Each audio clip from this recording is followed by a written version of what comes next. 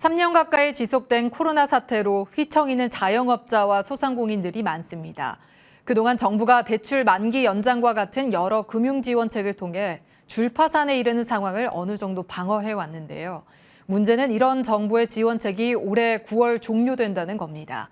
연체로 인한 부실 대출이 급증할 것으로 예상되는 가운데 오늘 가계부채 위기 극복을 위한 정책 토론회가 열렸습니다. 그 내용을 유지승 기자가 보도합니다. 한국자산관리공사 캠코는 오늘 약 80명의 각계 전문가와 코로나 위기 극복을 위한 금융지원 정책 토론회를 열었습니다. 정부와 금융권의 대출 만기 연장과 상환류의 지원책이 종료되는 오는 9월 30일 이후 부실화가 우려되는 가계대출 문제에 대한 논의가 집중됐습니다. 상환 능력이 떨어지는 가계대출 부실 위험이 클 것이란 전망이 나오는 가운데 정부는 캠코를 통해 후속 지원책을 마련했습니다. 대규모 부실채권 발생 가능성에 선제적으로 대비해 왔습니다. 특히 새 정부의 첫 번째 국정과제인 소상공인 자영업자 새 출발기금 운영 주체로 저희 캠코가 참여하는 등 가계부채 리스크가 금융시장의 시스템 리스크로 확산되지 않도록 최선을 다할 것입니다.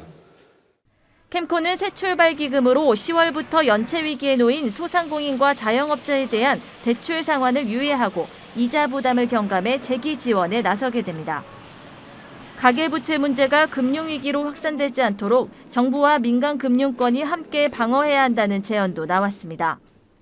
금융 시스템 전체가 붕괴되면 민간 금융기관들도 피해가 가기 때문에 이런 퍼펙트 스톰 상황에서는 캠코 같은 금융공기업들이 앞장서면서 또 서민금융진흥원 같은 데가 앞장서면서 민간 기업들의 도움을 요청해서 함께 이 문제를 좀 풀어가야 된다. 수익만 가지고 볼 일이 아니다. 이렇게 보고 있습니다.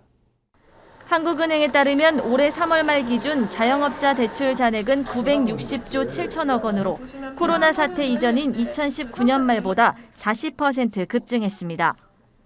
이날 발제를 맡은 한재준 인하대 교수는 다양한 금융 정책적 노력에도 불구하고 지난해 기준 우리나라 가계부채 잔액이 1,900조 원에 육박하다며 금융정책 외에 부동산, 복지, 세제 문제를 적극 결합해 가계부채 해소 정책을 정립해야 한다고 말했습니다.